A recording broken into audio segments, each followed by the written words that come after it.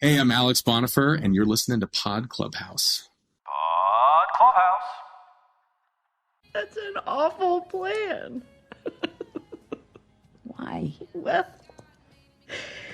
it's just not at all how dental records work or fires. Okay, well, I need to figure something out because this is the last thing I need to do. The last thing. Yeah. So, I have to be smart about it. Yeah. Pliers notwithstanding, I guess. Sam thinks I'm stolen. Okay. What is with everyone rushing everybody all the time? Thank you. Nick is in a coma.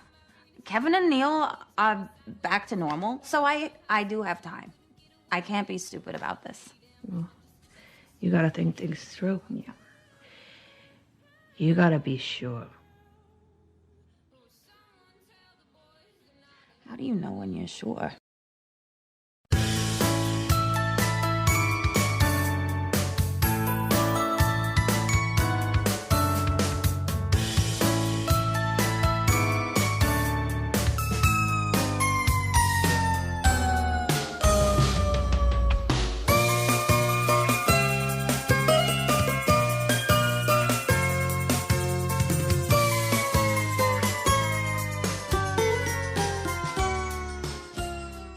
Welcome to Kevin Can Podcast Himself, your dedicated after-show podcast for the AMC series Kevin Can Fuck Himself. This is Caroline. And this is Mike. Tonight we're discussing episode 6 of season 2, The Machine. It was written by Kate Lovelace and Jasmine Peck. Kate is a staff writer on the show, and this is her third written by credit, having co-written this season's Ghost and season 1's Broken. Jasmine is also a staff writer on the show, and this is Jasmine's first written by credit. The episode, it seems, as ever, was directed by Anna DeCosa. Just a community note, if you want to continue the conversation, please join us on Facebook, Kevin Can F Himself Fans. We're having a good time over there discussing all the ins and outs as this series is coming to a close. We've assumed you've watched this episode, so we're not going to be giving a step-by-step recap of the episode itself. If you haven't watched, you should pause this because it will be full of spoilers and talking about things that happened. Go watch the episode, come back, and then you'll be ready to listen in as we deep dive into it all. Caroline, I want to, before we get into the episode, I want to read a comment we got on Apple Podcasts, where I encourage everyone to go and leave us a 5-star review, because if you do, we'll do this. We'll read your comment on the podcast. This is a question that I thought was interesting that maybe we should take a couple minutes to discuss. It is from Scarlet Minded, is a 5-star review. It is titled, Confused Why Allison's Mom Gets a Laugh Track. We talked a little bit about this in the episode, but I figured we would go back to it since Scarlet Minded was so kind as to leave us a 5-star review. I thought Kevin's World was the only one with a laugh track. I actually like the actor who plays Kevin. He's doing a great job being the goofy buffoon who just puts people down, but is still seen as the, quote, good guy. Yet putting Allison's mom in that situation makes me think the sitcom is in Allison's head. Yet Kevin's sitcom world exists without Allison's interaction. I thought ideally Kevin would never change since Kevins don't change. Hopefully he won't go into the drama world. I think that would be a disservice, but I think Allison's mom in the sitcom world is a disservice. Maybe it's because it only had 2 seasons. I don't want to think it's all in her head, since the only sitcom parts prior to this was only Kevin scenes. So now I'm very confused what this show is trying to say. It broke its 4th wall with the ham people scene. It makes Neil entering the drama world weird because it was supposed to be a big deal. But if her mom is in the sitcom world, then anyone can just move back and forth. Like the cop too. She just ends up in a sitcom horror movie scene with Kevin without a problem. You would think that the cop would understand why Allison does what she does, or is a domestic assault victim the way he puts her down. But for some reason, I was never sure of the cop hates her enough to make jokes about killing her. Doesn't the cop know Allison's dad? The show is making less and less sense to me, keeping the drama world and sitcom world very separate. I thought that was the rules the show set for itself. It was a great premise. I hope it comes back to a solid conclusion. Thanks for the podcast. I don't know anyone personally who watches the show. Glad you guys are here. So there's a couple things there, but I think it's an interesting thing to talk about, because the general premise is, why is Allison's mom in the sitcom world? Do you want to tackle your thoughts on that before I can keep talking? Okay, well, let's assume that we're talking this one through. So I'm going to say some stuff, and then I might change my mind at the end of our little conversation, because I'm open-minded like that. So I think that she is still representative of someone who is sort of caught up in, if we're going to say, the ham people life, right? So there's like a way that their little society works. Certain people get to be the butt of the joke and certain people get to make the joke. And because she's not, the mother is not considered to be like on the like enlightened side of it, of like, wait a minute, who's the butt of the joke? And like, am I hurting someone and all that? Then that's why her character plays out in the sitcom world, because she's not somebody who's like woke, if you will, to the situation. So why do we see Neil in, you know, the drama side? Because we only see him after he has the realization that, you know, you can't be going around treating people this way. So I think that's the divisionary line. I do not think it's in Allison's head. I don't think it's like the way she perceives these people. I think it's they're trying to signal to us that character's level of perception of the world around them and where they fit in, basically. And maybe their lack of accountability as they go through the world. Yep, I like that too. I agree with you 100%. I think it's Kevin, in the same way for those Thor fans out there, Odin says, Asgard isn't a place, it's a people. I don't think Kevin's living room is a place. I think the sitcom world is representative of a people. I think Allison's mom is a quote-unquote Kevin, the same way that Kevin is a Kevin. And so I think that's why she gets the multicam treatment. I think it's meant to show that this is a history of experience Allison has had with people in her life. That she grew up with a mom who was a Kevin, who treated her father like Kevin treats Allison. Allison as the daughter, being in that same position as her father, these dreamers who have aspirations and hopes to get out of the small town, these ham people dreams and ambitions. And you have this woman who just holds them down and berates them and abuses them for their own gain and their own lack of ambition or operating from their own ends. If we saw Cindy and Nick operate, I have a bet Cindy would probably be a Kevin in a Nick world. I make a bet Nick grew up with a Cindy sitcom-like world based on her conversation with Patty at the birthday party. So for me, I think it's that Allison's mom represents what it is to be a Kevin in the way she treats the people around her, her loved ones around her, in the same way Kevin treats his family around him, and well, everyone, not just his family. And I don't know who he loves or the extent of his concept of love. But yeah, I think the show is being actually pretty consistent with its rules, but at the same time also condensing it, though, because there is a colliding of worlds that we're seeing. And for sure, anyone who's listened to our first couple of episodes of this season 2, we've talked about the quickened pace, how everything seems to be on fast forward as that's happening. But I think this idea of collision goes back to season 1. We talked a lot about, especially in the back half of season 1, how the worlds seem to be colliding more and more and more and getting closer and closer and closer to that point where Neil enters the single cam world when he gets hit over the head with the bottle when he attacks Allison.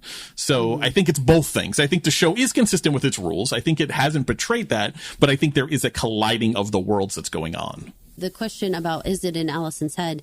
It can't be in Allison's head because the world exists when Allison's not there. Right. So in that case, we know she's not the narrator for us. We're watching outside of Allison. It's important because the reason why it tended to be, like certainly in the season 1, where it was like Pete and Neil and Kevin, they would always be in that multicam world and they would be very, I don't want to say like vicious with each other, but they were the butt of each other's jokes all the time. Like there was absolutely no careful, like what am I doing? What am I saying about my friend or whatever? Like there's just no awareness, I guess, generally. So that part to me is what identifies who's in that world and who's not. Because when you look at like say Tammy and Patty, they're not in multicam world when they're just talking to each other because their head's not in the sand about what, their responses are to people. Even with Tammy's control issues, she still doesn't rise. To, like, hit on that one, right? She still doesn't rise to the level of Kevin-esque behavior. Here's the thing: it's not necessarily the intensity of Tammy's Kevin-ness; it's that she's fully aware of what she's doing. Kevin, I don't think really takes the time or really bothers to give a shit about what he's doing to people. So Tammy can be a full-on Kevin, but because she's aware of it, she's in single cam. Whereas Kevin or Pete or before Neil, they all stay in that world because they never stop to consider how it's affecting people around them. Which is a great segue to this episode. This episode very much operates as a setting the table for the final 2 episodes of the series. I think it is an important episode because it makes explicit the thing that the show had just inferred for us all along. Kevin, for all of his faults, gets what he wants when he sets his sights on it, no matter the consequences, no matter the collateral damage, no matter anyone else's feelings or considerations. If Kevin wants it, he has a single-minded drive that allows him to go and get it. This episode, for the first time, really, really makes that explicit. In Kevin wanting to take revenge or getting justice, simple justice on Kelly McDonough, the reporter, and getting her fired. Yeah. Putting the horse head, the stuffed horse head on her windshield, which was sick, and an homage to The Godfather. Who is Kevin to get someone fired at the newspaper? But there you go.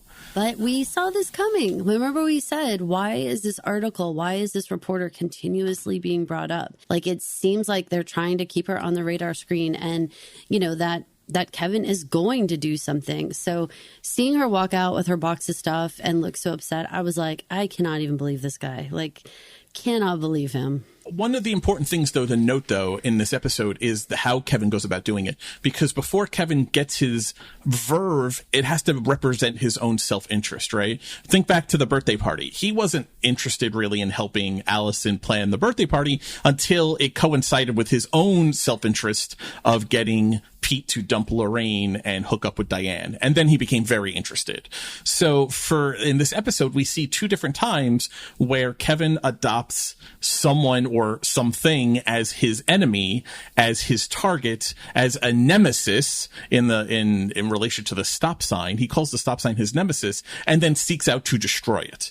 He gets Kelly fired, which he targets her as an enemy, and then he removes the stop sign, which is the direct cause of the car crash that Sam and Allison are in. When he's with his father, declares to be his nemesis because he blames that for always being late to work instead of taking responsibility for his own actions. When it actually had Pete saying, you set your alarm for like 11 a.m., that again, like watching other characters like start to kind of wake up to like what the hell are you doing? Pete in particular, because Pete, being Kevin's father, has had a front row seat and probably played a front row part in creating Kevin. I mean, there were tons of allusions to this in season 1, and you and I spent a bunch of time talking about it. If Pete was going to end up being the biggest monster of the show, if he ever crossed into single cam, because who could create such a creature as a Kevin? Well, you have to look to the parents, right? That makes sense. And we have one of the parents, the surviving parent, right here in the living room in all of his PJs, which I made me laugh. I give the show such a funny bit, all of the pajamas. Okay, I got a suggestion for that. Every time we see Pete, he comes out of the basement and he yawns and he stretches. What is he doing? Waking up. Oh. And he does it over and over and over in the episode. And I feel like for me as an audience member, that's like cue in, like, this guy is waking up and becoming more awake and more awake as we go. And not hopping in the hot tub, right? He's choosing to spend his mornings with the unseen Lorraine in the kitchen instead of getting in the hot tub. And it started with last week's episode in the blackout, where he couldn't find the words like, we're upset at you, we're mad at you, you owe us an Pollitt. Like, he was like learning the words for the first time last week. And this episode, again, more and more where Pete is not buying into Kevin's shenanigans. Really, it probably goes back to, you could probably track it back to the political ad where he went and spent the night storyboarding out a campaign ad for Kevin. And then Kevin, took Allison's advice and completely, shit-canned the whole thing. Maybe even there you could start tracking the division between these two. I'm way off track though, but the whole point was we had spent a lot of time talking about in season 1 is Pete going to end up being the most Kevin of Kevin. But even now we're seeing Pete, the closest person to Kevin, because Kevin is Pete's son, even he is not standing by his side as steadfastly anymore. I'm happy to have gotten that comment because I think it was interesting to revisit the laugh track and using Allison's mom, who we only got the couple of scenes with. Allison's mom in the sitcom world was important because it showed kind of this history for Allison. One of the ways it makes sense that she would wind up with a Kevin is if she had always grown up with a Kevin. It was one of the things that she knew, especially with her father dying first. How much one-on-one time did she have with this Kevin-esque person in Allison's mom? That's what is expected, right? It's learned behavior. Am I off base with that, you think, or?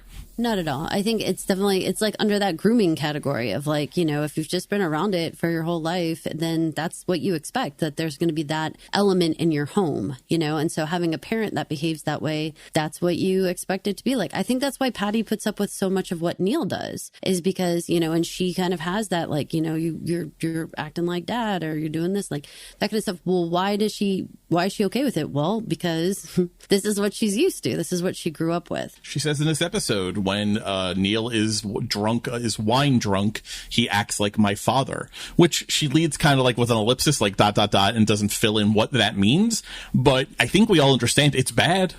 I don't think he acts like a great guy when he's wine drunk like her father. I don't think that's what we're supposed to take away from there. When you come upon a person who is in an abusive relationship, it's almost never their first abusive relationship. They were probably abused somewhere along the line beforehand.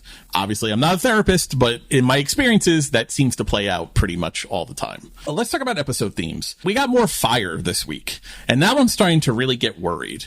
This is another episode. This is 2 weeks in a row now where we have seen a newspaper be burned. We have Allison talking about one of her planned ways of killing herself or faking her death would be a fiery car crash with her dental records. Kevin with the newspaper setting it on fire because that's how he deals with his anger at the news article, or going to set it on fire. I don't think he ever lights it up. There's too much fire being bandied around in these episodes. I definitely feel that way. We've kept our eye on that. It's been on our board this whole time about what's going on with this fire. And, when we were talking about the dental records and that fiery car crash part, I was like, ooh. As far as we know, he hasn't put those 9 volts back in their smoke detectors. Oh, he has not. No. He's probably lost them and blames Neil or Sam. Maybe thinks Sam stole them. Who knows where the generator is? This is a weird episode theme, but it's been on my mind the last couple of episodes because I feel like it has been ramping up, but we haven't really talked about it. The drinking. And this is a show where virtually every sitcom scene features drinking.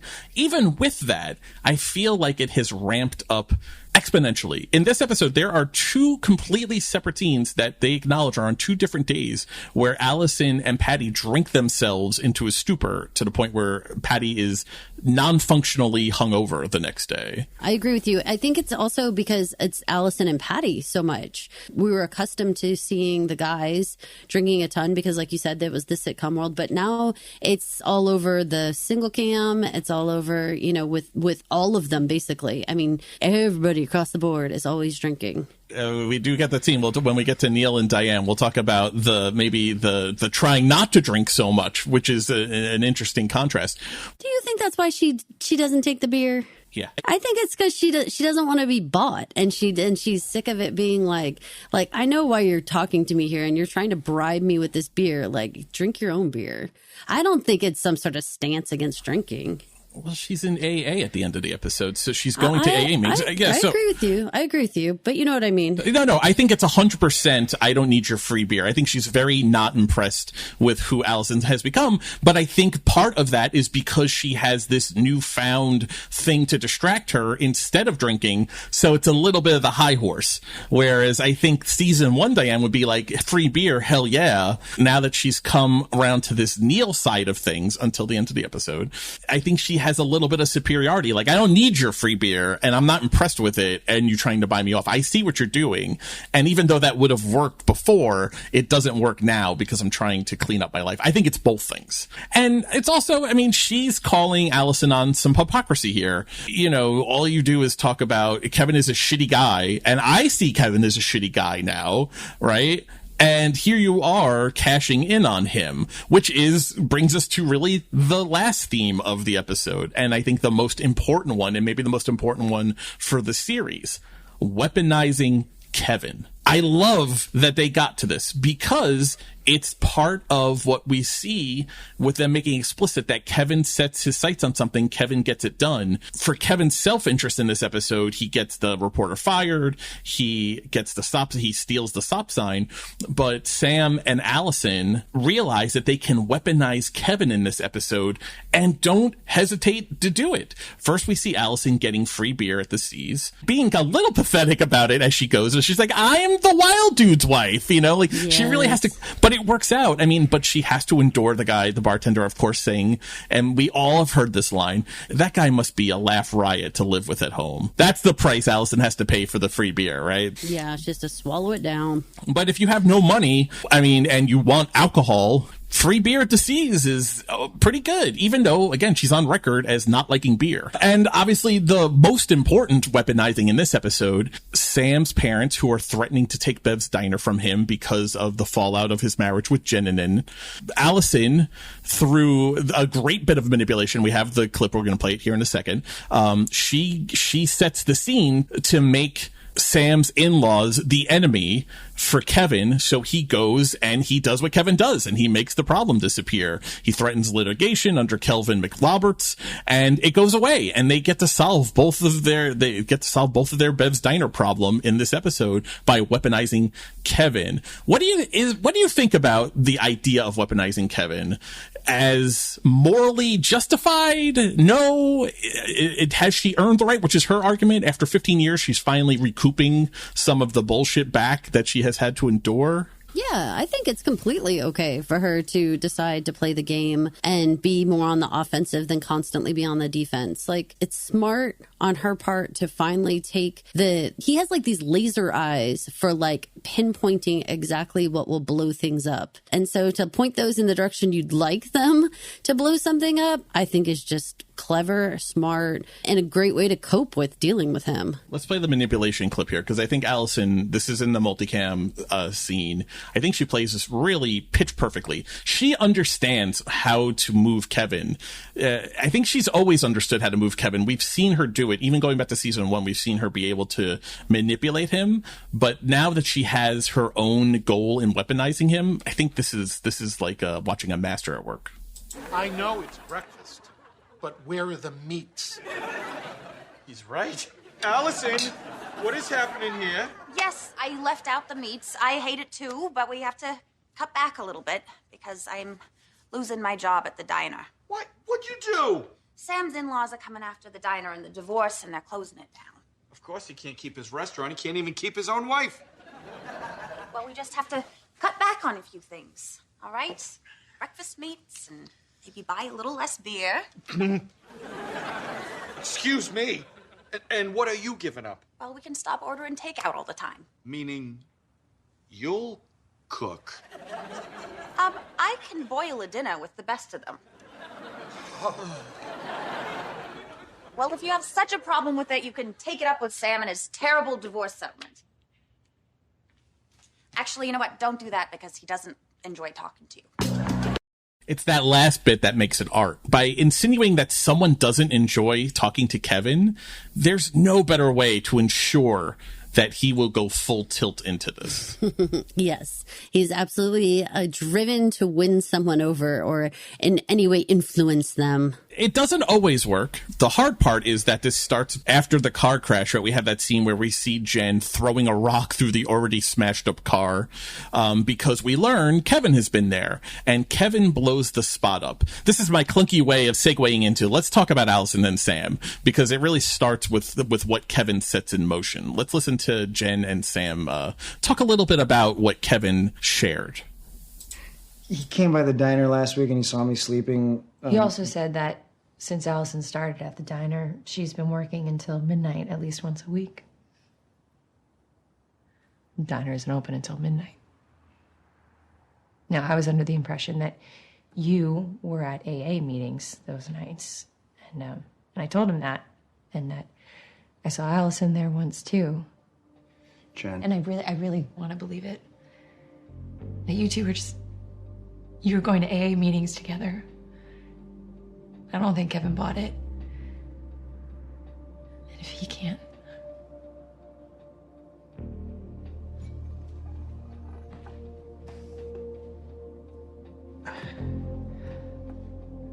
We should talk. Do we have to? That's a rough scene, but it also feels like one that was coming for a long time.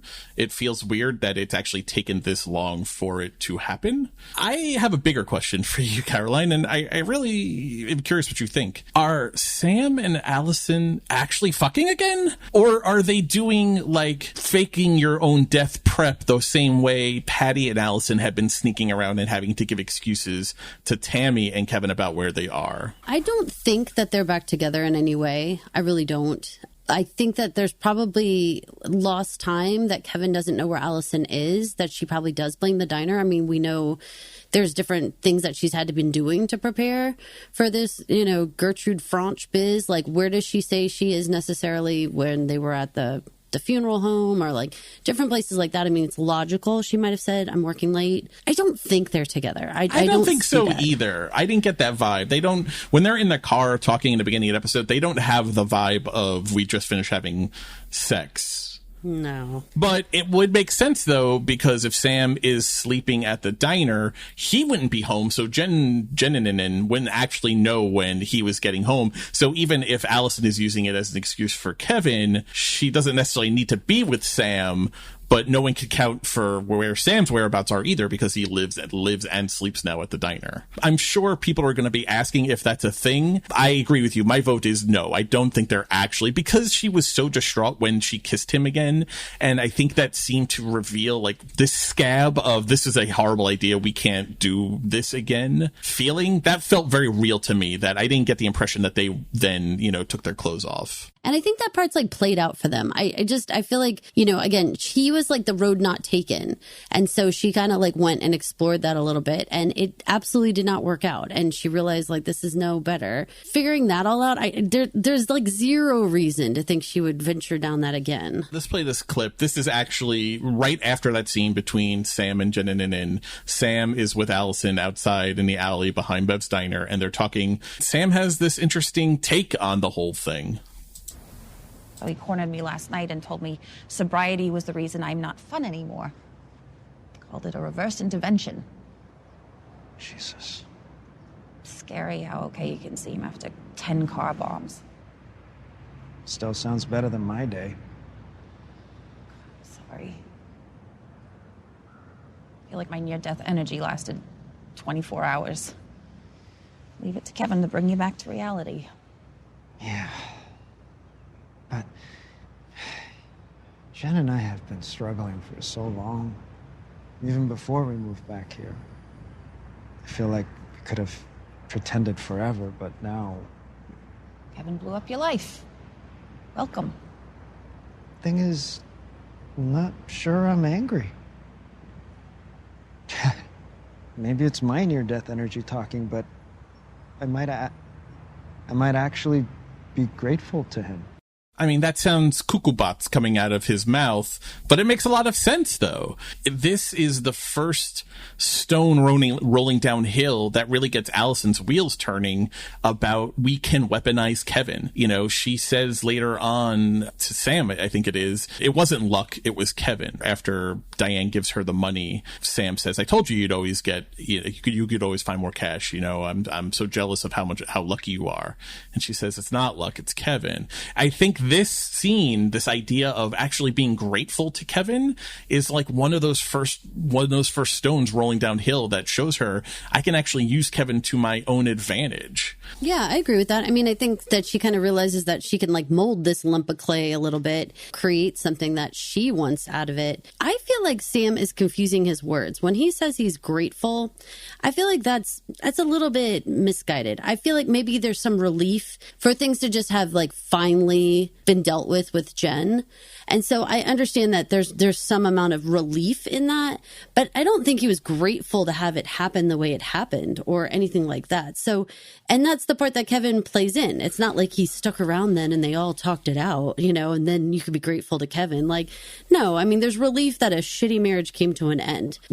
That's not the same thing as being grateful to Kevin. Right. And also that he didn't have to really do most of the dirty work. Sam just had to kind of come in and clean it up. Kevin is a chaos bomb. I don't know that we should ever be grateful for chaos bombs. And I think Allison has to be careful about that too with using Kevin, because it does have unintended effects that you maybe don't always think through. Kevin certainly doesn't think all of them the way through. I don't think he really put together going to Jen and Nin's house to talk to her about it.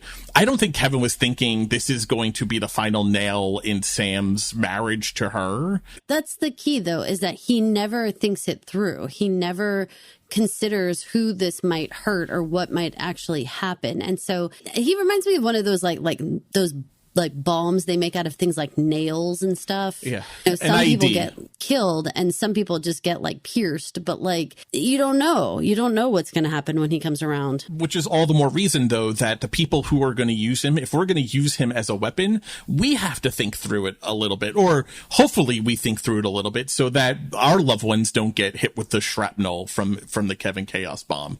Because he doesn't think through it, I think Allison and Sam also have to be very careful that they do think through how using Kevin will work out. Because, I mean, Sam even says at the end when he gives out the Kelvin McLobert's information about the litigation, he says, it feels a little bit slimy, but I didn't actually do anything, so I think I'm okay here, right? And he asks her kind of for like approval of, I can let this happen, right? I mean, you know, at least he's kind of questioning the morality of the Kevin Chaos Bomb, right? The Kevin IED of this has fallout, but I think it's okay here. It seems contained. Yeah. And I think that with Kevin, I mean, as much as it can be thought like beforehand, like, oh, we really did sort it through and whatever, he is so chaotic.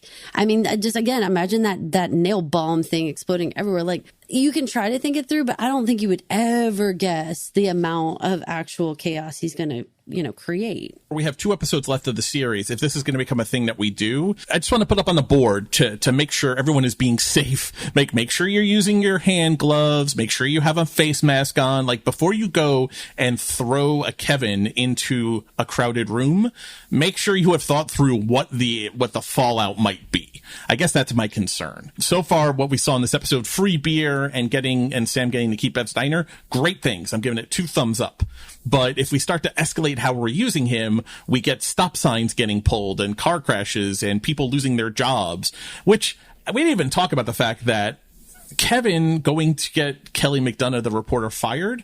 It's just like what he did to get Allison fired, right, from her paralegal job. The guy is also super repetitive in how he goes about doing his business. Well, he's figured out what works. He figures out what ruins people and, what can create the most amount of chaos. He's efficient, in what he's doing. I thought it was actually pretty clever to create a concept that maybe the diner was going to be sued. That's actually way smarter than I would give Kevin credit for. Well, that's the thing. Kevin's not dumb. Kevin is just so self-centered. I was going to say self-serving. Yeah, he's just so self-serving and so self-centered. His intelligence only really shines minds. You know what the logistics are to getting a hot tub installed in your living room must be? He figured it out, though, and got it filled. You got a hot tub. It took forever to get that hot tub working. Yeah, no, for it to finally arrive. Right, and they didn't have to turn it on its side and get it through a house door. Yeah, that's all crazy. Crazy. So I appreciate so much, again, like, we don't know the backstory of how he got Kelly fired. All we know and all we get is her walking out, obviously upset with her box. And we know that he did it. But I think that the show is amazing, and how they have basically trained us to watch it. That's all we have to know. That's all we have to see to know that Kevin did this. He's certainly capable. This is actually a great time, because we mentioned it before and then kind of blew right past it. Just because I think it's important, especially in season 2, stop and think about if Kevin says to Pete, Pete says, what are you going to do? Kevin says, justice, Dad, simple justice. Combine that with going to the stage of putting a horse's head with fake blood on her windshield on top of getting her fired. Imagine all of that playing out in the single cam world. That's terrifying, that this man is out and about and acting with impunity. He's got the protection of the police. He really literally can do no wrong. Imagine that guy on the loose. The Netflix just released this like Jeffrey Dahmer documentary. This feels a lot like someone who would get a Netflix like true crime documentary, someone who goes and does this stuff. If it was in the single cam, it's really bone-chilling terrifying. Sometimes when it's like so unbelievable and it's so like consistently happening, you can't wrap your brain around it. It's not necessarily he can do no wrong. It's like, surely this guy can't be capable of doing all these things, right? Like, you kind of like talk yourself out of it, that like he couldn't have been the one. That's what Allison's been trying to teach us all, though, for 2 seasons. Everyone says that. Everyone's like, Kevin couldn't possibly be Sam just last week. He's a clown. No, motherfucker. If he's a clown, he's the Joker. He is not a clown. He is a maniac. He is a dangerous maniac. Let's stay with Allison and Sam a little bit more. The episode actually opens up, and we're jumping all over the timeline, but the episode opens up. I'm curious what you think of some of her possible death scenarios she comes up with in this episode. The first one is hiking death. She doesn't go into a lot of detail what that would look like, but it makes sense, right? Alone, no one around. I suppose, yeah. I mean, they haven't like layered in anything like that. I know they said, once or twice she maybe like supposedly was like a jogger at some point. So maybe that is relatable. But the concept of hiking, it actually kind of took me back, because I was like, okay, I mean, I suppose there's somewhere she could hike, but it's not something anyone has anyway like laid the groundwork for. Right. No, the jogging, actually, they did, right? Because remember, she borrows Patty's sweatsuit in the 2 miles, and Pete and Kevin roll their eyes that wasn't enough mileage. How about driving Kevin's car off of a bridge? Seemed insane, but I mean, I suppose that's a possibility. The whole thing was with the teeth, though. When you got into the whole teeth thing, I was like, oh, I'm so with Patty when she's like, that's not how this works. Like, this is not how dental records work. That's an awful plan. Why? Well, it's just not at all how dental records work or files. Okay, well, I need to figure something out, because this is... We're going to go back to that clip later. I just wanted to play it since you mentioned it right there, because it was so funny. I actually really enjoyed the 2 of them being drunk. I thought those scenes were great. I want to finish Sam, though, because Sam makes a comment to her early in the episode when she's going through the list of things, and she's rambling off. Like, she doesn't want to do the RMV. What do you guys call the motor vehicle department in Texas? DMV, right? Department of Motor Vehicle. That's what we call it in New York, too. When they said RMV, I was like, that has to be the DMV. But for the life of me, couldn't figure out what the R stood for. I actually went and looked it up. It's the Registry of Motor Vehicle. Oh, okay. So there you go. Learn something new. This is like the Packy conversation all over again. So... interesting. A little follow-up. They connected some dots. The death certificate, it gets her the social security number for Gertrude Franch, which enabled her to get the birth certificate. She's got fake mail now. The last thing she has to do ID-wise is get this license, is get a new driver's license under Gertrude's name. I like that the show hasn't abandoned it. Like, they're really showing us all of the steps, and in every episode there's been like a little bit further down the path of this is happening. Well, and it helps make it more legitimate for an audience member, because we have to have some understanding that there really are steps that could be done to fake your death. And you don't want it to just be like, and she just threw her jacket in the woods and ran away. She had to do all of these other steps, which I think is smart. And again, like, keeps the audience, like, they actually buy in to this plan that it could actually work. Crossing Jordan, that show years ago, taught me that if you were able to spray 4 pints of your blood around a crime scene, you would be declared dead, even if your body wasn't found. And I've held on to that knowledge in case it ever came up or it was something that I needed to know for whatever reason.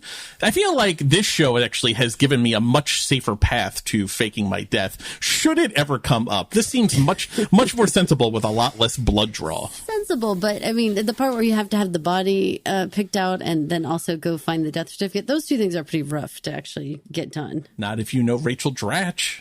Right. She could get you into City Hall during a blackout. Here's the Sam thing that bothered me. This is Sam being Sam, and it's one of those things that really makes me just not fully like him, even though I think the show has done an okay job of rehabilitating him a little bit. He makes this comment to her when she says that she still has to figure out what she's going to do for money. He says casually, the getting more money is never an issue for Allison. He comes back to that later when he calls her lucky in the episode, but he says this right off in the car. That's such an asshole thing to say, given her circumstance. Now, it may be truthful, and in fact, she does wind up with an envelope of cash in this episode, but it's also so callous and so unnecessarily nasty. I don't know why it bothered me, but it really bothered me when he said it. Well, because it's super dismissive of any efforts. And that's the thing. I mean, we all know from Oprah that luck is actually preparation meeting opportunity. And that's really why Allison can see things and get things when she does. It's not luck. She has her eyes open for the opportunity and she's prepared to act when it's time to do it. So she has laid the groundwork with Diane about everything with Kevin and whatever else, vacationing, however she spun this little story. And it was enough that Diane understood and was cool with it. And even though she wasn't looking for Diane to like be the source of that money, when the opportunity was there, she had already prepared Diane. Like, it all came together. That's not quite the same thing as when most people say lucky, they mean the person did nothing to deserve it. It just fell in their lap.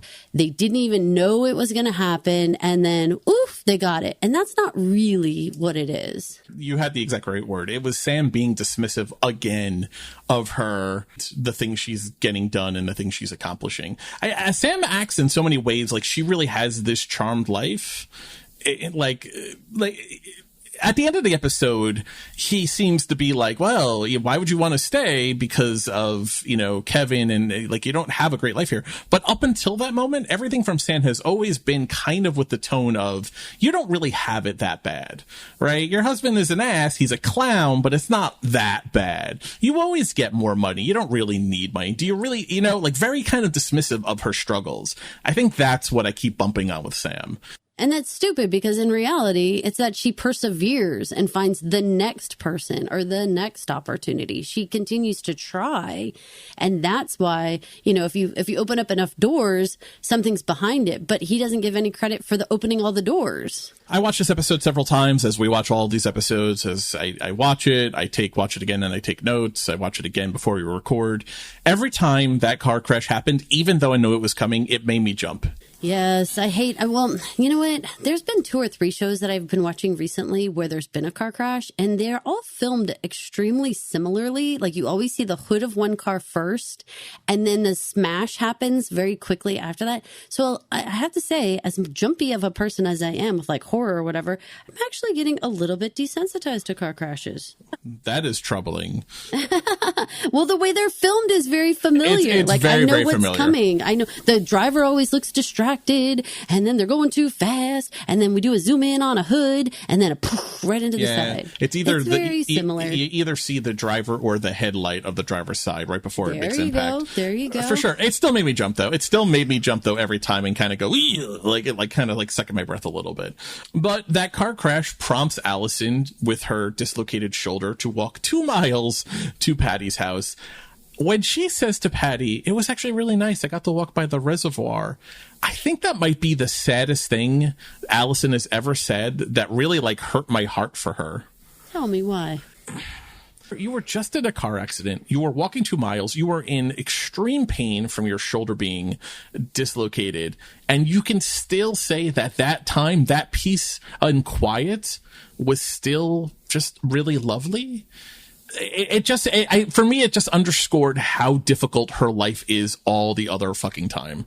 So I'm going to put a little different spin and say it also to me says, though, that she has her eyes up. Like, she's not so downtrodden that, you know, yes, she's coming along with this like dislocated arm, but she can still notice something. She can still see beauty in this world, right? Which is our West world. Like, can you still see it or not? You know, and she can still see it. That's hopefulness to me. That I didn't take it as sad. I took it as like, she is able to start seeing like little glints of hope and light in the world again. I like your version much better, but for me, it struck me as this is a woman who has to drink in her bathtub to escape her life. Well, not anymore. She's in season 2. I know, but still, it's still that same woman though that when she is, you know, walking along with a dislocated shoulder can still like this is like the best part of my day, you know. Yes, but I like your part though. I like the eyes opened and looking forward to the horizon for hope and her head up and seeing the world. She's not just kicking the dirt and kicking the rocks as she walks, you know, her head's up, she's looking around. A definite season 1 conversation we had several times about Allison was her lack of noticing what was going on around her and lack of noticing anything beyond her own world. And so from that point of view, that you're right. You're 100% right that she is able to take into view. It does show that growth that we've been noticing and been commenting on the last few episodes. And to comment to Patty to that, I think it also, like, I feel like Patty took it a little bit like maybe she was taken aback by like, wow, you like walked that far and all this stuff's happening, but also like, friend, you know, like you are changing and growing and seeing things differently. Patty had some great reactions to Allison in this episode. As good as the reactions as she has in the card room, the death certificate card records room, and in the hallway, where I think Mary Hollis really shined in her body language reactions to Allison and the things Allison was saying. She has some great body language reactions to Allison in this episode, starting with that, where she's like picking glass out of her hair while she's listening to Allison talk about walking along the reservoir. 2-mile walk along the reservoir with a dislocated shoulder, and she's not huffing and puffing. She's not puking up her guts. Allison's fit. Allison's in shape. Let's put that on the board for possible death scenarios. Allison can hustle when she needs to be to avoid the cops and paramedics. Good to know. Fascinating. Okay. Let's get to these 2 drunken women who were so much fun. I just feel like I don't know how to have any fun. You know how to have fun? Fun is for people with disposable income. Kevin and I don't have disposable income. That has never stopped him. That is actually the one thing that I kind of maybe admire about him. Okay. Maybe you'll stop drinking now. I mean, I've never gambled. I've never been in a fight. I got poker chips, and I punch real good. Ask Neil. Let's go. I just can't die without having any fun, and I could. I had a near-death experience today. My shoulder popped out. That laugh Patty gives at the end to that, my shoulder popped out. It made me laugh too. Annie Murphy just killing it here. Delivery. These 2 are so good together. And in these scenes, these drunk scenes, both of the drunk scenes that they have together in this episode are just so good and really hammer home for me this idea of we're most truthful when we're a little bit drunk. And, and I feel like these 2 were just so stripped bare in both of the scenes in this episode. For Alice to admit that she admires a quality about Kevin, that's huge. I have to say, though, don't you admire those people that are so creative and have this like endless amount of energy and imagination that even if they're creating chaos, they're still creating? And I do have like real respect for the fact that, I don't know, most people are pretty freaking boring. You know, when you come down and there's a hot tub in your living room, there was a lot of logistics and you figured it out, man. You problem solved it into here. So I do have some amount of respect for how those things come about. Yeah, if you're being honest with yourself, of course, yeah, I 100% agree. You have to respect the guy who can get a hot tub into his living room overnight. But you know, there's jealousy or anger also so much usually wrapped up in those situations with people like that it's hard to see through that to get to the part where you get to say, I actually admire his ability to always be able to have fun when we have no fucking money. It's not unlike Sam saying grateful, right word or wrong word, but admiring a quality in Kevin's chaos bomb in helping set right an aspect of Sam's life that could have dragged on for a long time. It's an interesting thing with Sam and Allison in this episode, acknowledging these parts of Kevin that, if used for good, are great things. I mean, Kevin uses Kevin uses them for selfishness and destructive things. I was going to say, it's just because it benefited them, all of a sudden they can see some goodness in it. Yes, and I think it's always important to note that we almost always act from a self-interested standpoint, right? So sure. I think a lot of you, purely altruistic view. This was a discussion in Friends years ago, where Joey tells Phoebe that there's no actual selfless act. That the most selfless act is still a selfish act, because if you derive pleasure from making someone else happy in a selfless act, you have act selfishly. I know it's Friends and it's, you know, it sounds a little too philosophical goopy, but it makes sense though.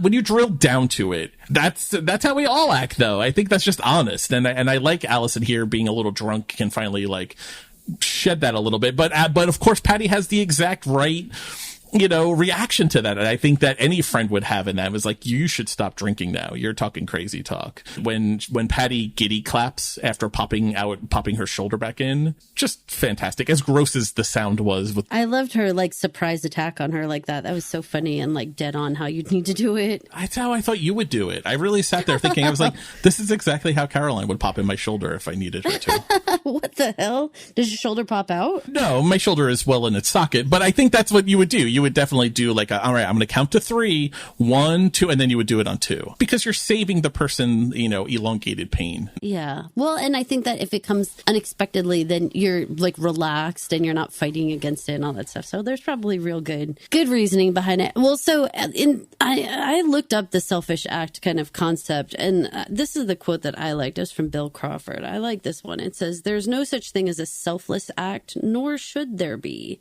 We don't have to be selfless to avoid being selfish." If you get a little happiness out of doing something nice for someone, I don't think you're actually being selfish. To me, I'm like, if you can be happy along with the person, maybe selflessness is not the goal, but just making other people happy is acceptable enough. Like maybe being selfless is an impossible mountain to climb, but that's okay, provided that you're not like, you know, just trying to use people or do something, you know, just because you get something out of it. I totally support that there is altruism even in a selfish act. Let's continue on with these two drunk birds. We're going to replay the dental records clip. I think the interesting thing here, and it's not being talked about, I had to edit it out from the clip, is, were you surprised to learn that Patty had wanted to go to nursing school? I don't think that was something we knew. I don't think that's something we knew either. But remember I told you I thought it was actually kind of interesting that she became a hairstylist, because I was like, man, it would have made more sense for her to become a barber, because it's just very practical. And there isn't that sort of finesse part to it. So I loved the whole concept of like that. She really does have this caring, nurturing side. And you can tell that because she did choose to be the hairstylist versus the barber. It wasn't crazy to me. I mean, it would be a lot more schooling. So I was like, okay, I don't know if that's exactly Patty's route, but she really loves to read and stuff. Like, I think she could have they could have gone through other things she would have wanted to be, you know, because she is a reader. I'm very curious. They left that aspect a little bit untouched. It was just there in the background that she's a reader, not really delving into that very much, you know? Right. I've always taken it more like there's more to Patty than any of us know, even the people closest to her, because Patty doesn't let anyone in to know it. In the same way that the show hasn't let us in to know what drives her love of reading. Did it come from someone in her life? Was it a teacher? Was it her mother before she died and still a love of reading? Like, it comes from somewhere.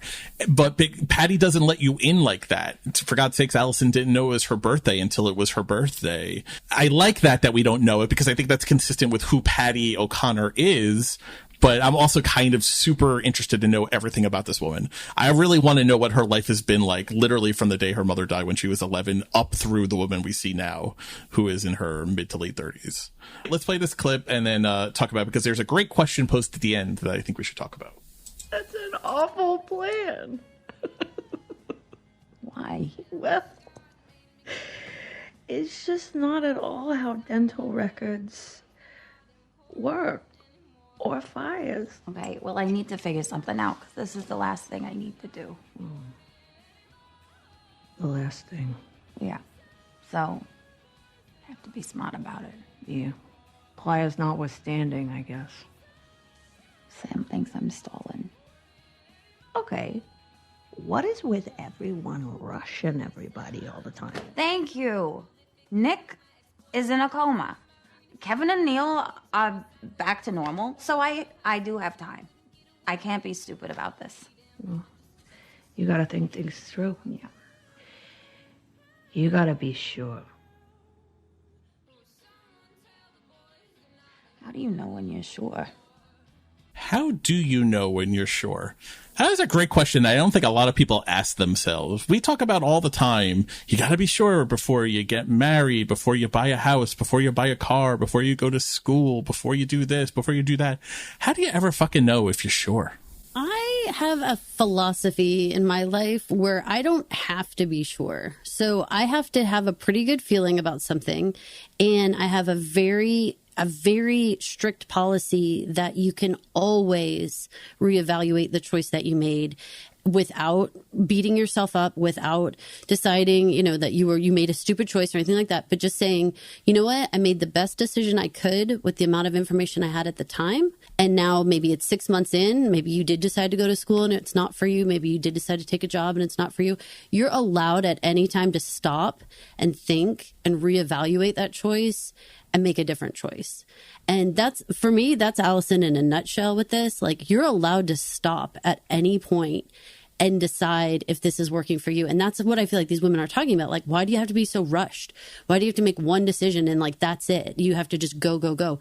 You're allowed to stop and think and reevaluate. I made a choice quite a long time ago to actually take some time in the morning and like lay in bed and just think. And I know that sounds kind of stupid. Some people might call it meditation or something like that. I don't try to like zone out.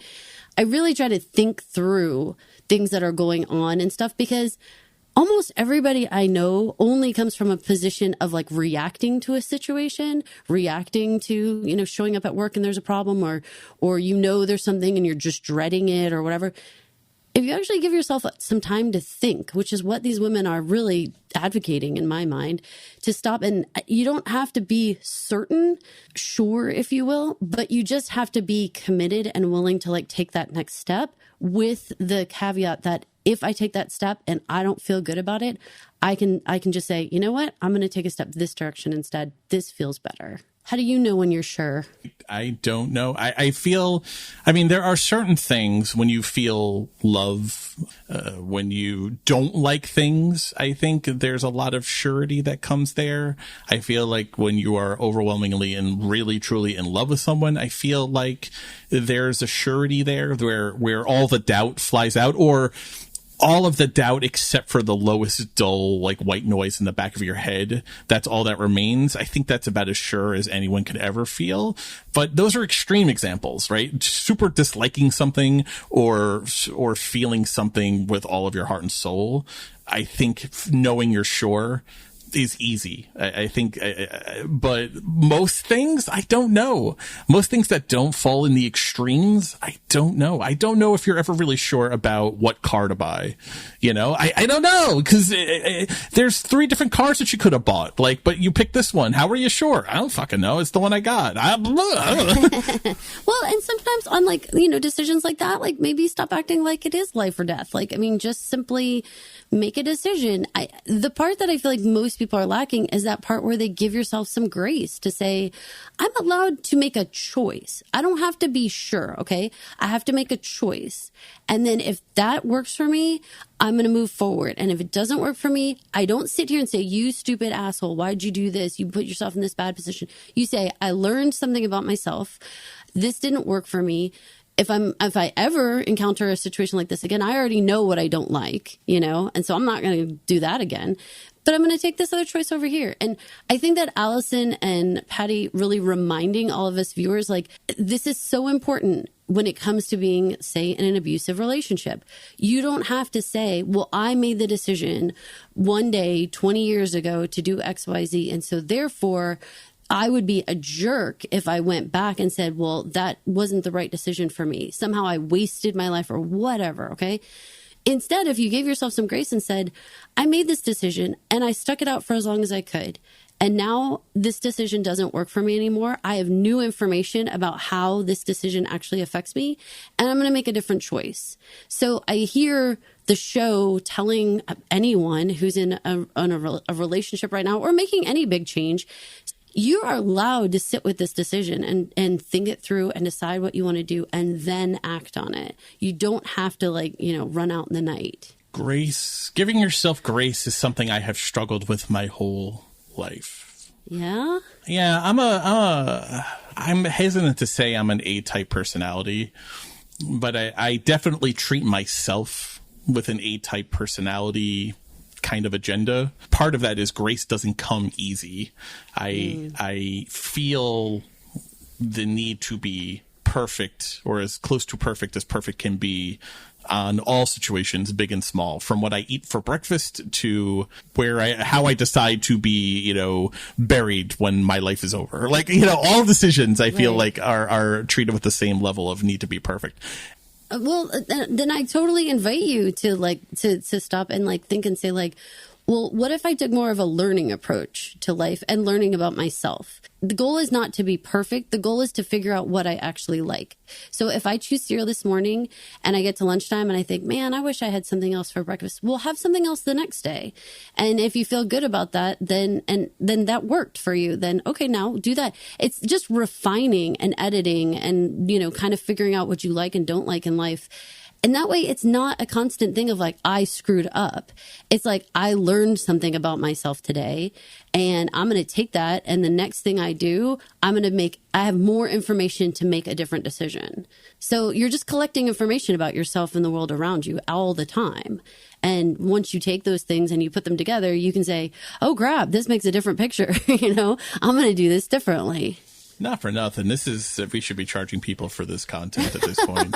I was going to be like, do you feel better, Mike? Like, well, I'm really just talking to you right now. I think I do. I think I am going to try the eggs tomorrow that I didn't have today. And I've been thinking about since I didn't have them this morning. I feel like anyone who has kids especially has to give themselves grace, because I think that, and you know, I'm not in no way disparaging anyone who doesn't have kiddos, but I think that there's something very dynamic about kids that forces you to have this humility. Like, you think you can control everything. You think you can make everything in a certain way. And when it doesn't happen that way, when life is out of your hands, which totally happened with me, then you have to have some sense of like, things are bigger than me, and all I can do is learn and get more information and move forward, because, you know, you can't change things. You know, this whole situation that she's going through here, you know, with Kevin, once she decides to make this choice, whatever she does, it's going to change things. And that is one of those moments where it's like, at any given time, she still has a choice, you know, she still has a choice. She can get more information and make different choices, like all of us can. Patty makes a choice in this episode. She makes a choice not to go bail Neil out. I thought that was a huge moment of growth for her to not do that. And Neil still gets what he wants. I mean, he's still got his new mother figure to go bail him out. But for Patty's point of view, I was really proud of her for doing that. I'm curious how you felt about that. Was that a big moment of growth for her? I think it was Patty realizing she had a choice. You know, I think before she felt so obligated to Neil to be there for him at all times, that especially as he's kind of unraveled this, like, you know, brother and sister, like, we just have this obligation to one another between the two of them. Like, there's no longer a responsibility. Like, he doesn't necessarily show up for her, and she doesn't necessarily need to show up for him anymore. And so just kind of opening that door to, like, you have a choice. You don't have to go down there at all. I think that that's huge for her. I even really like that she's taking her time with this entire Tammy situation. I really like that she realizes, like, she has the choice. Like, if she wants to take 6 months to move her boxes over, what's it to anyone, you know? You know, just let her make the choices in the time that she takes. And for me, that's some sort of microcosm probably to her sexuality, you know, coming out and being who she is when in her time, when she's ready. Why does everybody always have to be trying to dictate when you're supposed to know exactly how to handle something or exactly the way you're handling it? You like back off a little bit, you know? I mean, we got caught up on the question of how do you know when you're sure, but the other big part of that clip that we played was this theme of feeling rushed, that Sam says I'm stalling. Which, hold on, can we pause on that second? What in the hell? Someone telling someone else, making a life decision that you're stalling. There is something that is so really malicious about that word to me. Yeah, it's malicious. It's meant to make you feel small. But that's who Sam is, though. That's who Sam is, except for when Sam is being aware of it. Sam's natural default is to act like that, the same way Tammy acts with Patty. Like, why is he rushing her to fake her death? What's it to you, dude? Like, good God. Yeah, I mean, he says at the end of the episode, like, I don't want you to go either, but no, it's not your business. Just either help me or don't help me. Either give me a ride to do this bullshit stuff that I got to do, or don't. Like, whatever. But you don't get to put your thumb on the scale. Yeah, you don't get to judge or critique the way I'm handling my own life when I'm trying to exit a terrible situation, because she could easily come back on him and say, who are you saying stalling? You're the one that had to wait for my husband to blow up your life for you to figure out your marriage.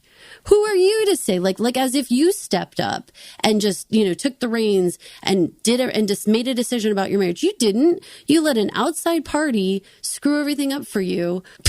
You know, who are you to talk? Nice. Fuck you. Exactly.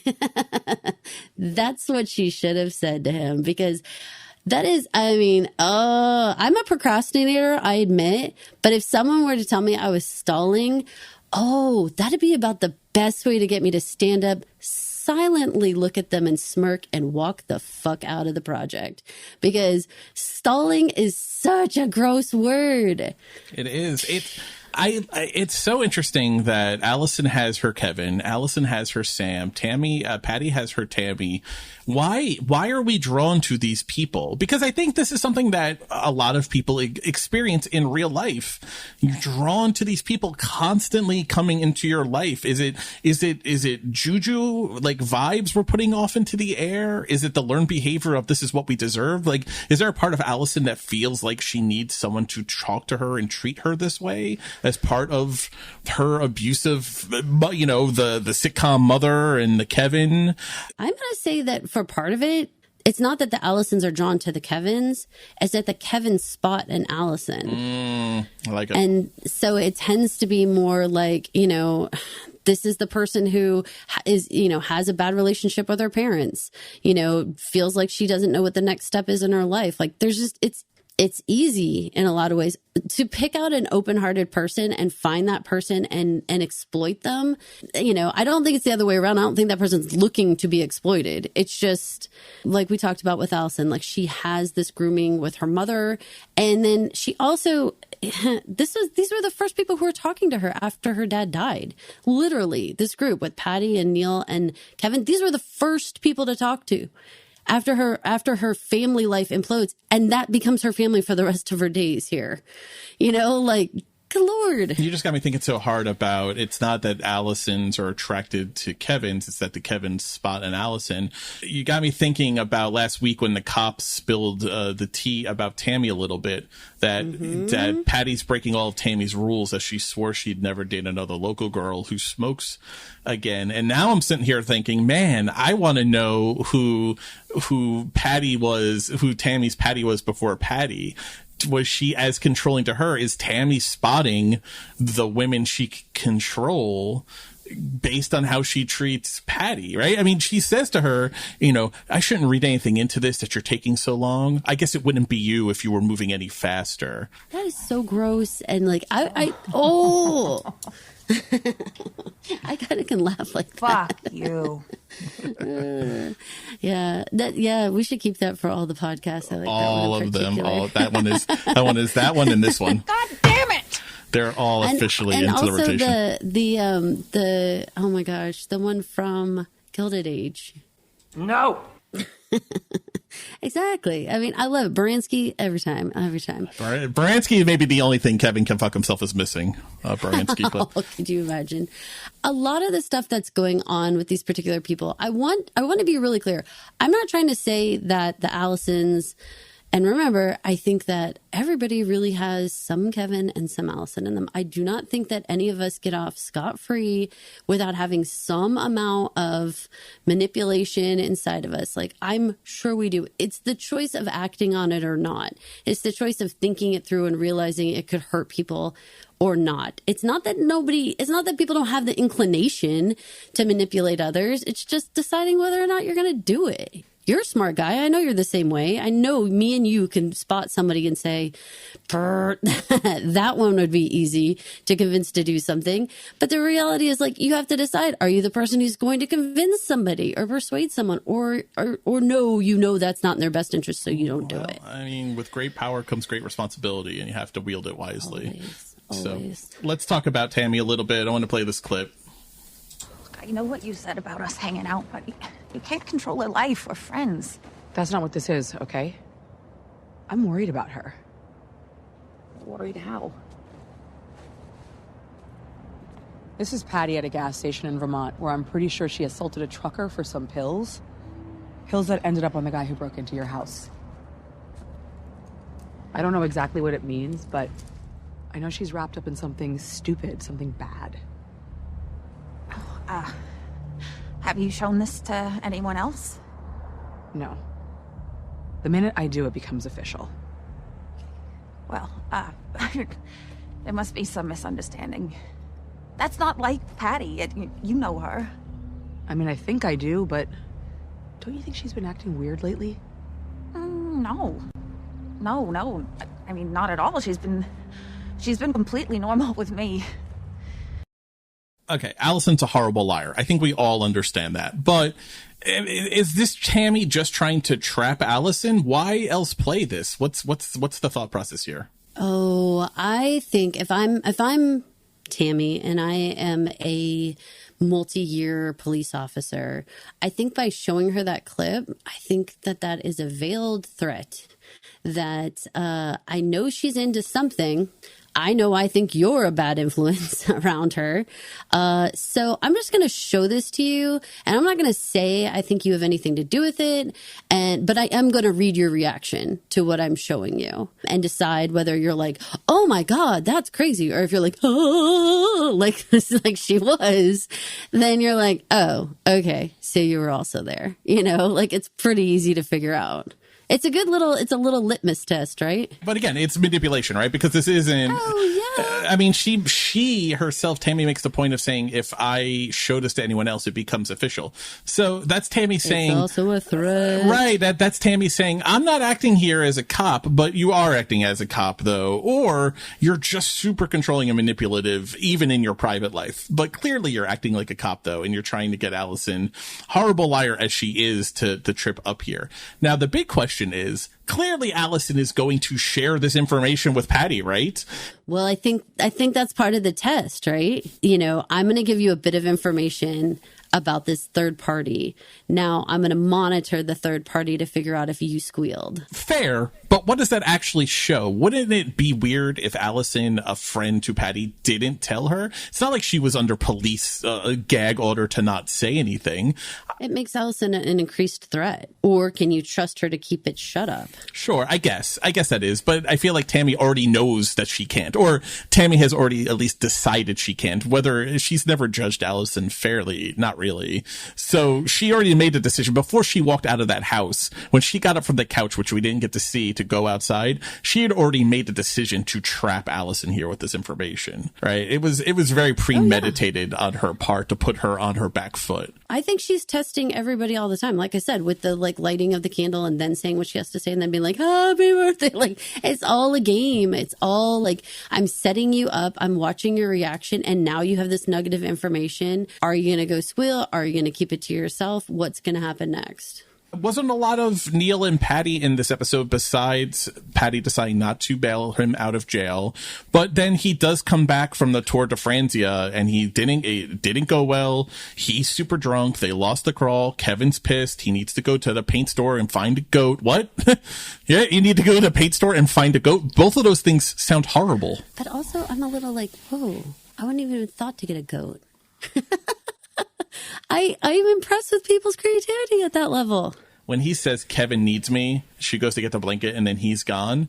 Now, this is interesting because I think there's a version of Patty that runs after him. Maybe season 1 Patty runs after him, or season 1 Patty maybe is with them when all of this is happening. But she doesn't run after him. She looks sad. She looks worried, but she doesn't run after him into the night. But how sad is Neil with the Kevin needs me? When there's a couple of times when he says Kevin needs me, there, and then later on when he's stumbling drunk, and we have the clip here we'll play in a second, he stumbles drunk after he throws the bottle and he goes, I'm back, buddy. Just heartbreaking. And I don't want to say, I was thinking about this today. I want to be very careful not to become some Neil stan or make Neil out to be the most sympathetic. Because you like Alex Bonifer. It is, but I think the show is showing a complexity to him. And now for me, he is the monster that attacked her and maybe was going to do horrible things to Allison at the end of season 1. That I think is who Neil is.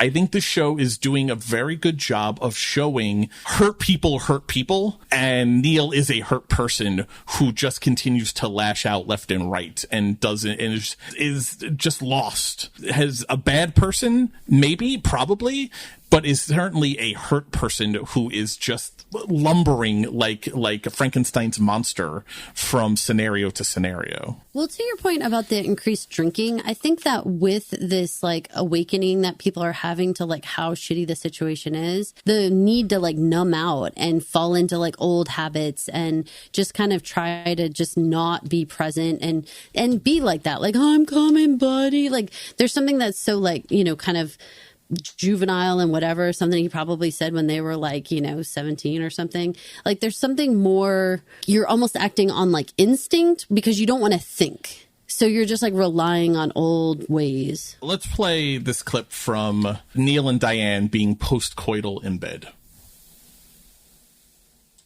So where does Chuck think you are? That would require Chuck thinking about me. Right. So this is where you stayed before you moved back in? Yep. My big 3-day rebellion. Though I guess you saw to count. Yeah. You can use me to rebel all you want. Hey, what are you doing Friday night? Working. You want to hit up the C's after? I get free popcorn. I'm a regular. Everyone gets free popcorn sweets. And I think you and me are more of a just in this room sort of thing. Oh, yeah, sure. No, like I said, I like the room. Is it he's dumb or is he just simple like a child, the free popcorn thing? She is like such like a, not like a mom here, but like kind of like a, maybe like an aunt when she says, sweetheart, they give everyone the free popcorn, you know. Sweets. I think that he is showing his naivete in terms of like, I said that I thought he had some charm around women and stuff like that, but I don't think that extends to like knowing how to woo a woman.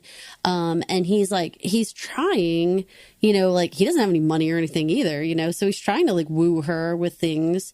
I thought it was endearing that he was trying to make himself look like he was like more important than he really is. And, she was trying to be kind, but be like, silly, like, no, sweets, that's not the way.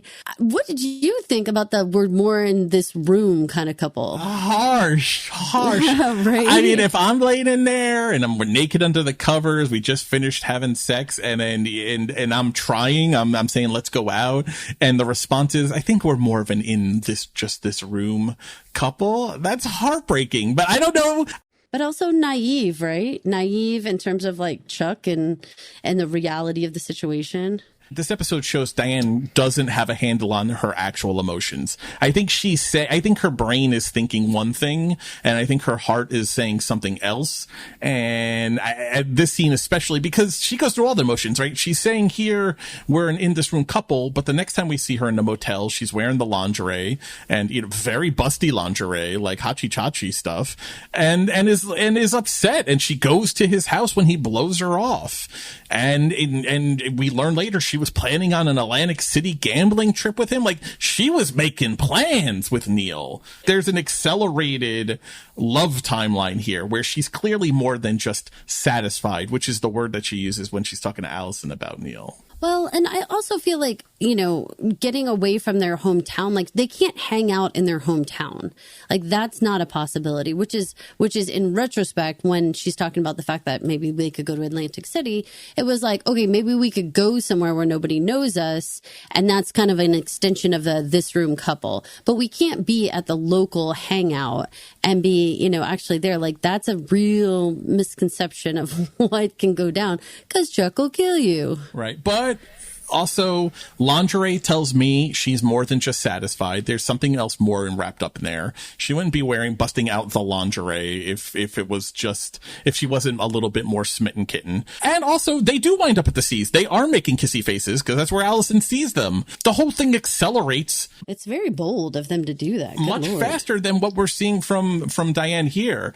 At some point she gets on board. She's like, you know what? Let's throw a little bit of caution to the wind, because it is a thing. When Diane and Allison meet up in the seas, right? Allison has seen them together, so now she's decided that she's going to confront Diane about Neil. And she starts to kind of warn her off, right? She doesn't give specifics, but she says he may not be who you think he is, which, fair for her to not give specifics, or not being a good friend? Like, is it that you're dangling, showing a little ankle and then pulling it right back? Oh, I think you can't come in hot when your friend is having daydreams about laughing in bed with the guy. You cannot come in hot. You've got to come in real slow and careful. And if they ask you, like, well, why do you say that? Like, what happened? That would be one thing, but you can't just come in like, he did this and he did that, because you know what? That person's ears are going to close right off. They don't want to hear your jive. So she's playing it just right. It's not that wouldn't tell Diane, but she can't come in like full all the information, because Diane's going to be like, whatever, and just walk away. But Diana's kind of ready for this though, because she's got this bullet in the chamber right away of, at least Neil has been here for me. And that's something, which good for Diane to call Allison on it. This is something that we talked about, separate from Allison being justified to use who she has to use to get what she needs to get in order to get out of this. There are other people that Allison is interacting, and those people have feelings and they have their own lives that they're trying to live. And from Diane's point of view, Allison has not been a good friend in this Chuck thing, right? Since she dragged her to the Billy the PI, we haven't really seen Allison consoling Diane about what she's going through. We don't know what Chuck did to her when he pulled her out of South Carolina. Like, we didn't hear any of that. Where was Allison talking to Diane about that? And Allison owns up to that a little bit at the end, but clearly it's been on her mind that I have to go to Neil because at least it's something to distract me from, my own hell that I'm living in. Fair, or is that too harsh? Because I think there's some people who are going to say that, that have this feeling that Allison is untouchable and unassailable. But I think Diane is in the right here to have this feeling. I think it's a predictable feeling. I mean, I think when someone's in a situation like Diane, where she is sitting there, and I appreciated that her flashes were not of them having sex. They were them laughing and talking and just having fun together. And I think that that's what she was really lusting after. It would take many conversations to get through to that person that there was something that wasn't okay in the situation. And you know what? Those people are pretty willing to just ignore things that are not necessarily okay because they really need the outlet. They really need, if you only have Chuck in your life, you really need somebody else to talk to. And she's willing to take the good with the bad. She's willing to bail him out of jail because she really needs this. I think there's a lot of complex feelings. I think the show is delving into these characters, and we could talk about more of this in next week's episode, but I am curious, and so just put this on the thought board. Is the show serving its purpose well by diving so deep into, say, Diane's character at this stage of the game? I think that's a conversation worth having. We're just about done with this episode, so I don't want to open up that can of worms, but I think when it's all said and done, I think people are going to talk about the character dives that they did into characters that were not Patty or Allison. I think that's fair because when you're talking about like there's a time clock, with like how much time we get to spend with these characters. And a lot of people get upset when there's such little time. And then you start spending time with these side characters who really were not the main storyline the whole time.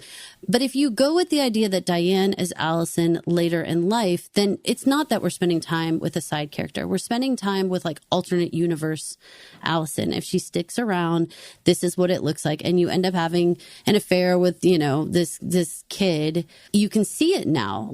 I think it actually helps Allison make her decisions and figure out if she's sure or not when she decides, I don't want to become like this. I don't want to be in a motel room. I don't want to be, with some alternative guy, but in the same situation over and over again. So I think it's very eye-opening and important for Allison to have that time with her to be like, wait a minute. Because it's just like a glimpse into the crystal ball, I know you say you're not supposed to get in a relationship the first year of doing this whole thing, but I got sober after I met this guy, so I thought it didn't count. But it's over, and okay, I get it. Because, I was able to get sober because of him. I had something to look forward to that wasn't a nip of Fireball after work or during work. Without him, I'm gonna be honest with you, okay? Without him, I don't know how long I can go without drinking. And without me,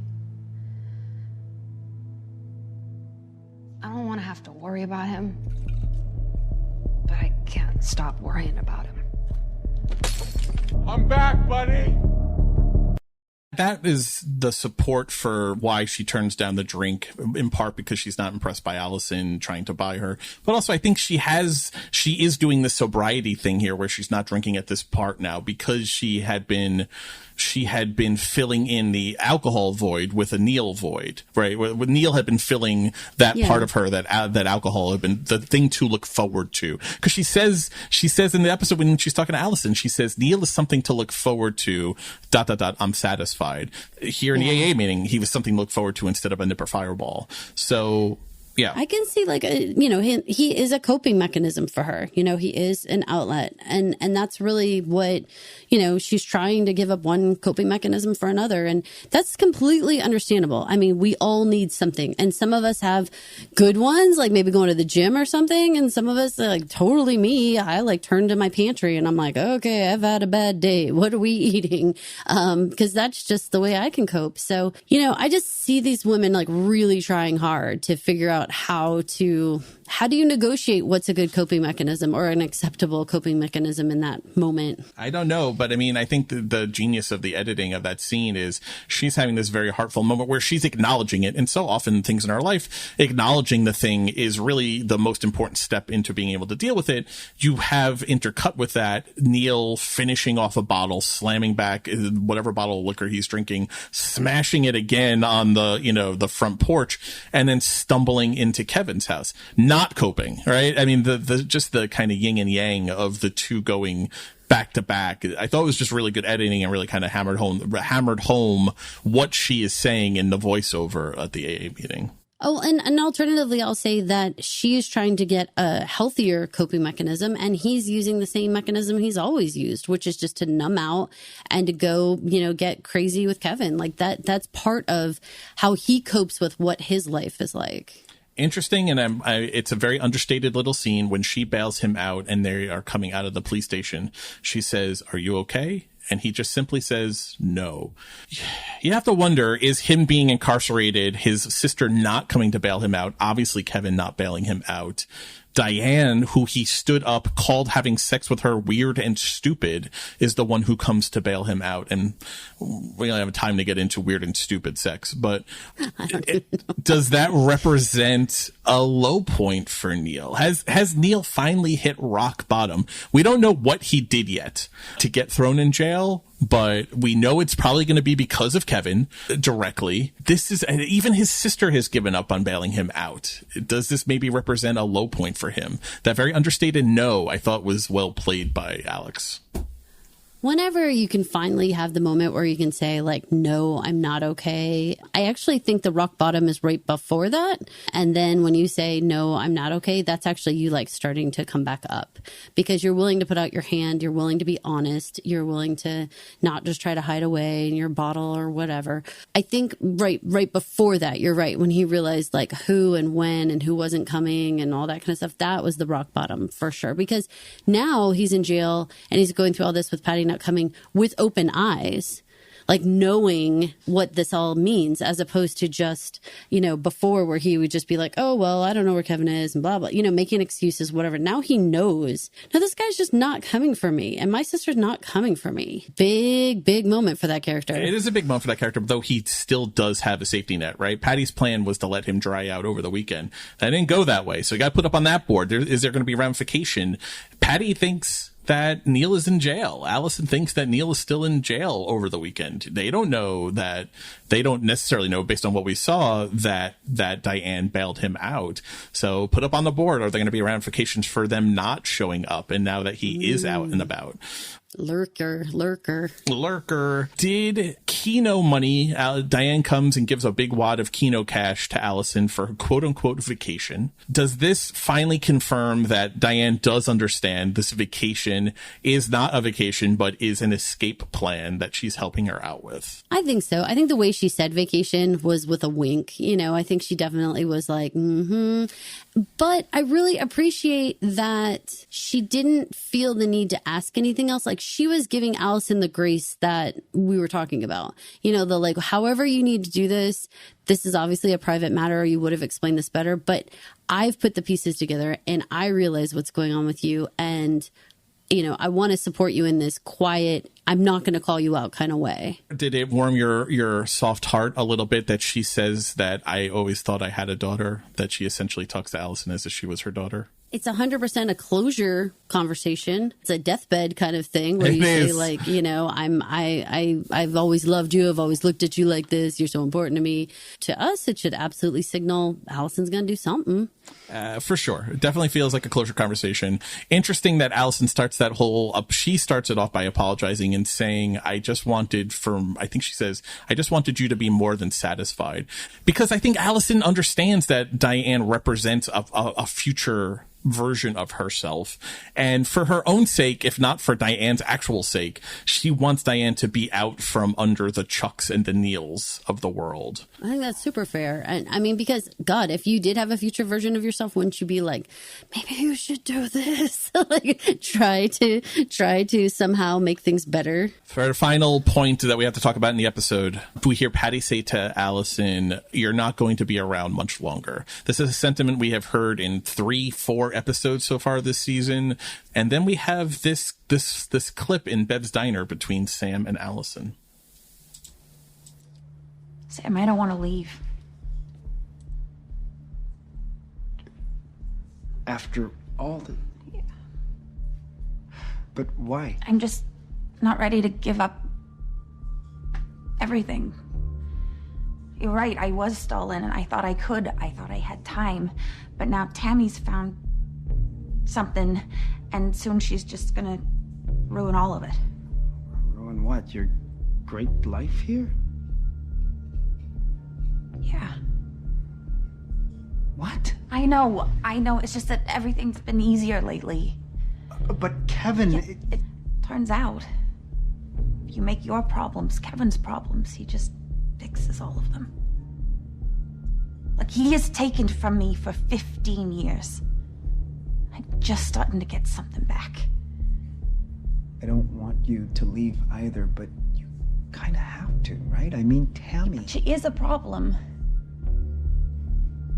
But now I know how to take care of my problems. I introduced them to Kevin. That's definitely going to be the opening quote that opens this episode. I mean, I know that now, but so it's nice to bookend the episode with ending with it. What an intense way to end the episode. Introduce your problems to Kevin. Has a more sinister line ever been uttered on television? I don't know. I think introduced sounds very scary. Like, say hello to my little friend, you know? Yeah. Yep. It sounds exactly like that. And just so sinister. Very final. I mean, you were talking about how it was a closure deathbed conversation between Allison and Diane. That's a very, like, you know, I'm going to make him an offer Tammy can't refuse kind of thing. Like, I mean, I'm on the Godfather kick because of the horse's head in the beginning of the episode.